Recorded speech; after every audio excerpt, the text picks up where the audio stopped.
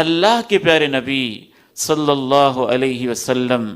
ان طبقوں کے ساتھ بھی رؤوف الرحیم اور رحمت للعالمین تھے، اہل ایمان کے لیے رؤوف الرحیم تھے، اور باقی ان طبقوں کے لیے جو آپ پر ایمان نہیں لائے تھے ان کے لیے بھی اللہ کے پیارے نبی رحمت للعالمین تھے۔ اس لیے قرآن مجید نے دو علیحدہ علیحدہ لفظ استعمال کیے ہیں۔ اہل ایمان کے لیے فرمایا بالمؤمنین رؤوف الرحیم، کہ میرا نبی اہل ایمان پر بہت شفقت کرتا ہے، بہت رحم کرتا ہے، اور پوری دنیا والوں کے لیے فرمایا وما ارسلناک الا رحمت للعالمین، ہم نے تو آپ کو بھیجا ہی اس لیے ہے کہ آپ کو سب جہانوں کے لیے رحمت بنا کے بھیجا ہے۔ یعنی یہ اللہ کی رحمت کا تقاضا تھا کہ اللہ نے ایسا پیغمبر بھیجا، اور اس پیغمبر کے سینے کو اللہ رب العزت نے پھر رحمتوں سے بھر دیا۔ آپ رؤوف الرحیم تھے معاشرے کے ان طبقوں کے ساتھ جو زندگی میں آپ کو پریشان کرتے رہے، جن کو ہم منافقین کے نام سے یاد کرتے ہیں، اوپر سے اسلام کا اظہار کرتے اور اندر سے اللہ کے پیارے نبی سے بغض رکھتے، دلوں کے اندر کینے پالتے، کبھی کبھی زبانوں سے بھی اپنی ان کی منافقتوں کا اظہار ہوتا رہتا۔ یوں تو یہ بہت سارے منافق تھے، اللہ نے قرآن مجید میں ایک پوری سورہ مبارکہ اتاری جن میں منافقین کے پردوں کو چاک کیا، ان کی علامتیں بتائیں، لیکن ان منافقوں کا سب سے زیادہ سرکردہ لیڈر اور پیش عبداللہ ابن ابی تھا، جو محض دنیا کی لالچ کی خاطر اور اپنی سرداری کے گم ہو جانے میں، اور اس وجہ سے کہ مجھے سردار بننا تھا، اب پیغمبر کی اخلاق کے سامنے، نبوت کے سامنے میری سرداری کا تو قصہ پارینہ ہو گیا اور وہ ماضی کی کہانی بن کے رہ گئی۔ صرف اس دنیا پرستی کی وجہ سے اسے ایمان کی توفیق نصیب نہ ہوئی۔ وقت پہ کوئی موقع نہ اس نے چھوڑا جس موقع پہ اس نے اللہ کے پیارے نبی علیہ السلام کو پریشان نہ کیا ہو۔ ہر موقع کی طاق میں رہتا تھا۔ کبھی اس نے یوں کہا آزانی نتن حمارک، آپ دعوت کے لیے تشریف لے گئے، دین کی بات پہنچانے کے لیے مجلس میں بیٹھا تھا، کہنے لگا پیچھے کریں، یہ اپنے گدھے کو پیچھے کریں۔ آپ کی عاجزی، گدھے پہ بیٹھے مجلس میں، میٹنگ میں دین کا پیغام پہنچانے چلے گئے، کہنے لگے تمہارے اس گدھے سے بدبو آ رہی ہے، اس کو پیچھے ہٹا لو۔ ایک صحابی سے رہا نہ گیا، کہنے لگا اللہ کی قسم، اللہ کے پیغمبر کے گدھے سے جو خوشبو آ رہی ہے یہ تیرے جسم کی خوشبو سے پاکیزہ ہے،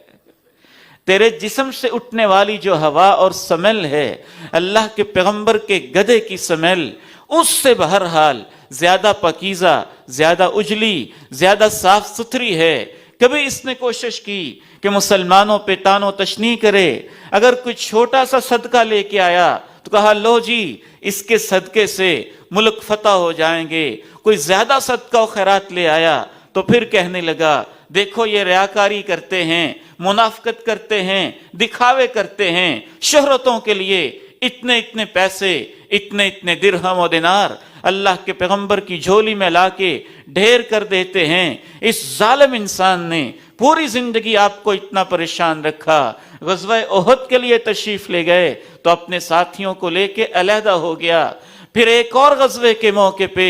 اس نے تو اس حد تک ظلم و ستم کیے، ہماری ماں جی طاہرہ صدیقہ کائنات، طاہرہ مطہرہ حضرت عائشہ رضی اللہ تعالی عنہا پہ بہتان لگا دیا۔ بدترین کردار، پوری زندگی ستانے والا، اور آپ کو بڑا دکھ بھی پہنچا۔ ایک موقع پہ تو حضرت عمر فاروق رضی اللہ تعالی عنہ نے یہاں تک کہا، جب اس ظالم انسان نے کہا کہ ہم معزز لوگ، سردار لوگ، اور یہ مہاجر لوگ، غریب سے لوگ مکہ سے آئے تھے، ان کے پاس کچھ نہیں تھا، آ کے ہمارے شہر میں ہمارے اوپر یہ باتیں کرتے ہیں اور ہمارے اوپر حکمرانیاں چلاتے ہیں، یہ کمزور لوگ ہیں، ہم عزت والے لوگ ہیں اور نعوذ باللہ یہ ذلت والے لوگ ہیں، مدینے میں واپس جائیں گے، ہم ان کو نکال باہر کریں گے۔ حضرت عمر نے کہا آپ اجازت دیں تو میں اس کی گردن اڑا دوں، اجازت دیں تو اس کی گردن اڑا دوں۔ کہا نہیں، لوگ یہ نہ کہیں کہ محمد اپنے ساتھیوں کو مروا دیتا ہے، سزا اس کی یہی بنتی تھی۔ لیکن اپنے قبیلے میں، اپنی برادری میں اس کا ایک نام تھا، کافی سارے اس کے بھی فالوورز تھے، منافقین کا ایک جتھا تھا۔ آپ نے حالات کو دیکھتے ہوئے اور کیفیات کو دیکھتے ہوئے اس کو یہ سزا دینا مناسب نہ سمجھا۔ کہا نہیں، اس کو یہ سزا نہیں دینی، لوگ یہ نہ کہیں کہ یہ اپنے ساتھیوں کو قتل کروا دیتے ہیں اور اپنے ساتھیوں کو مروا دیتے ہیں۔ سب سے بڑا مسئلہ انسان کا یہ ہے کہ وہ اپنی موت کو بھول جاتا ہے۔ ایک وقت وہ بھی آیا کہ عبداللہ بن ابی بھی موت کے منہ میں چلا گیا۔ ان کا بیٹا اللہ کے پیارے نبی کی خدمت میں حاضر ہوا، عرض کی ہے اللہ کے پیارے نبی صلی اللہ علیہ وسلم، وہ مخلص تھا، مومن صادق تھا، سچا مسلمان تھا، آ کے عرض کرتا ہے اے اللہ کے پیارے نبی، ابا جان فوت ہو گئے ہیں، میری یہ خواہش ہے، پتہ نہیں اس کے دل میں، ظاہر ہے بیٹا تھا، اوپر سے تو اس کا باپ مسلمان ہی تھا، اس لیے ان منافقوں کے ساتھ سلوک مسلمانوں والا ہی کیا جاتا تھا۔ ان کے ساتھ نکاح شادی کے معاملات بھی ہوتے تھے، وراثت بھی جاری ہوتی تھی، یہ نمازیں بھی پڑھتے تھے، یہ جمعہ بھی پڑھتے تھے، اللہ کے پیغمبر کی اقتداء میں بھی جاتے تھے، اور ان میں سے بعض لوگ کبھی جہاد پہ بھی چلے جاتے تھے، کبھی بہانے بھی بنا لیتے تھے۔ تو جو شخص کلمہ پڑھ رہا ہے، اپنے آپ کو مسلمان کہہ رہا ہے، ایک قانونی مجبوری بن جاتی ہے کہ اس کو ڈیل تو مسلمانوں کی طرح ہی کیا جائے گا، اگرچہ وہ اندر سے جتنا بھی نقصان کر رہا ہو۔ ہاں اگر وہ اپنی منافقت کا برملا اظہار کرے، ایسی باتیں کرے جس سے ثابت ہو جائے کہ یہ پکا منافق ہے، تو بعد میں اسلام نے جو فائنل قانون دیا اس کی طرف ہم بعد میں آتے ہیں۔ ابتداً ان کے ساتھ مسلمانوں کی طرح ڈیل کیا جاتا تھا۔ جناب صحابی رسول اس منافق کے عظیم بیٹے، سچے مسلمان، اللہ کے پیارے نبی کی خدمت میں آ کے عرض کرتے ہیں کہ آپ اس کا جنازہ بھی پڑھ دیں، اور میری خواہش ہے کہ میرے ابا جی کو آپ اپنا کرتا پہنا دیں، جو آپ جبہ پہنتے ہیں وہ میرے والد محترم کو پہنا دیں، اور جنازہ بھی آپ آ کے پڑھائیں۔ اللہ کے پیارے نبی صلی اللہ علیہ وسلم کیا رحمت للعالمین تھے، ساری زندگی جس کے ہاتھوں دکھی رہے، آپ نے اپنا جبہ مبارک جو خود پہنا کرتے تھے وہ ان کے بیٹے کے ہاتھ میں تھما دیا کہ جاؤ عبداللہ مر چکا ہے، اس کو میرا جبہ پہنا دو۔ اس میں اس کو کفن دیا گیا، اور پھر آپ نے فرمایا جنازے کا جب وقت ہو مجھے بلا لینا، مجھے اطلاع کر دینا۔ نبی کریم صلی اللہ علیہ وسلم نے اس کا جنازہ پڑھنے کے لیے جب ایک قدم آگے بڑھایا، حضرت عمر فاروق رضی اللہ تعالی عنہ کی غیرت ایمانی جوش میں آئی، رہا نہ گیا، کہنے لگے اے اللہ کے پیارے نبی صلی اللہ علیہ وسلم، آپ اس منافق کا جنازہ پڑھتے ہیں، فعل کذا و کذا فی یوم کذا و کذا، یاد ہے آپ کو فلاں تاریخ فلاں دن اس نے ہمارے ساتھ یہ کیا، فلاں تاریخ فلاں دن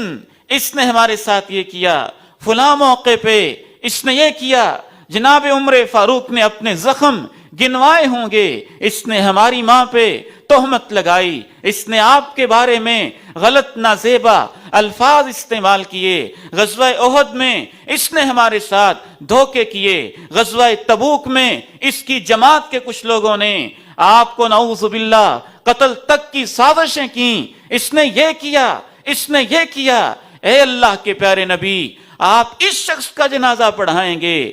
اللہ کے پیارے نبی علیہ السلام کہتے ہیں اخر یا عمر، عمر پیچھے ہٹ جاؤ، مجھے جنازہ پڑھا لینے دو۔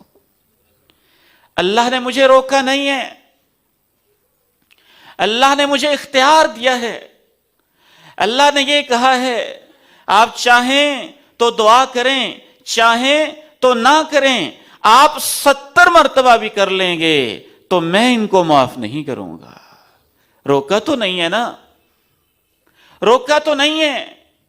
یہ آپ کے الفاظ آپ کی رحم دلی کا کمال اظہار ہیں۔ آپ نے کہا اگر مجھے پتا چل جائے کہ میں 71 دفعہ اس کے لیے بخشش کی دعا کر دوں تو اللہ اس کو معاف کر دے گا، تو میں 71 مرتبہ بھی مغفرت کی دعا کر دوں گا، میں اس کے لیے 71 مرتبہ بھی دعا کر دوں گا۔ آپ نے جنازہ پڑھ دیا،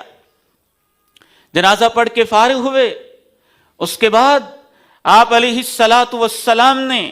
اور بھی بہت سارے محبت کے انداز اپنائے۔ امام ابن حجر رحمہ اللہ لکھتے ہیں کہ اس میں بہت بڑی مصلحت یہ تھی تاکہ اسلام سے دوسرے لوگ متنفر نہ ہوں۔ باہر کی کمیونٹی نہیں جانتی ہے کون منافق ہے اور کون مومن ہے۔ اگر ان کو اللہ کے نبی کے دور میں اسی وقت واضح احکام کے بغیر، واضح قانون سازی کے بغیر قتل کے احکام جاری کیے جاتے تو باہر کی پوری کمیونٹی دین سے متنفر ہو جاتی کہ یہ کیسے لوگ ہیں جو نمازیں پڑھتے ہیں انہی کو مار دیتے ہیں، یہ کیسے لوگ ہیں جو ان کے اپنے ہیں انہی کو مروا دیتے ہیں، جو ان کے فالوورز تھے وہ فتنہ برپا کرتے۔ اور تیسرا بڑا نقصان امام ابن حجر رحمہ اللہ لکھتے ہیں کہ ان کا بیٹا تو سچا مسلمان تھا، اس کی دل جوئی کے لیے بھی اللہ کے پیارے نبی اس کے باپ کے ساتھ کچھ نرمی کا معاملہ فرماتے تھے۔ جنازہ پڑھا دیا اور اس کے کچھ دیر بعد اللہ رب العزت نے نیا قانون امت اسلامیہ کو دے دیا، وَلَا تُصَلِّ عَلَىٰ أَحَدٍ مِّنْهُمْ مَاتَ أَبَدًا وَلَا تَقُمْ عَلَىٰ قَبْرِهِ۔ اے میرے پیارے حبیب، آپ کی محبتیں، آپ کی ادائیں، آپ کی شفقتیں، آپ کی نرم دلی اپنی جگہ پر ہے، لیکن میں تمہیں یہ قانون دے رہا ہوں آج کے بعد ان میں سے جو شخص بھی مر جائے آپ نے نہ اس کا جنازہ پڑھنا ہے، نہ آپ نے کبھی بھی اس کی قبر پہ جانا ہے۔ پھر اللہ نے دو ٹوک یہ قانون فائنل اور حتمی قانون دے دیا۔ اس لیے امام ابن تیمیہ رحمہ اللہ تعالی ارشاد فرماتے ہیں کہ اس دور کے اندر ہم یہ نہیں کہہ سکتے کہ فلاں شخص نے اللہ کے پیغمبر کی گستاخی کی ہے، وہ معاف کرتے تھے ہم بھی معاف کر دیں، وہ چشم پوشی کرتے تھے ہم بھی چشم پوشی کر دیں۔ شیخ الاسلام امام ابن تیمیہ رحمہ اللہ تعالی نے سینکڑوں اس کے اوپر دلائل لکھے کہ جب اس کے بعد اللہ رب العزت نے اس قانون کو تبدیل کر کے آپ کو جنازہ پڑھنے سے، دعا کرنے سے، مغفرت مانگنے سے، قبر پر جانے سے قطعی طور پہ منع کر دیا، تو اس کے بعد پھر اللہ نے یہ قانون بھی دے دیا کہ جو شخص بھی پیغمبر کی گستاخی کرے گا، بے شک ذاتی حیثیت سے آپ اسے معاف کر سکتے تھے اپنی زندگی میں، لیکن اب قانون بنا دیا گیا جو پیغمبر کی جان بوجھ کر توہین کرے گا کو اس کے گندے وجود سے دنیا کو پاک صاف کر دیا جائے گا۔ بہرحال پھر بھی اس سے پتہ چلتا ہے کہ رسول اللہ صلی اللہ علیہ وسلم نے ظاہری طور پر ان کے ساتھ کیسا معاملہ کیا۔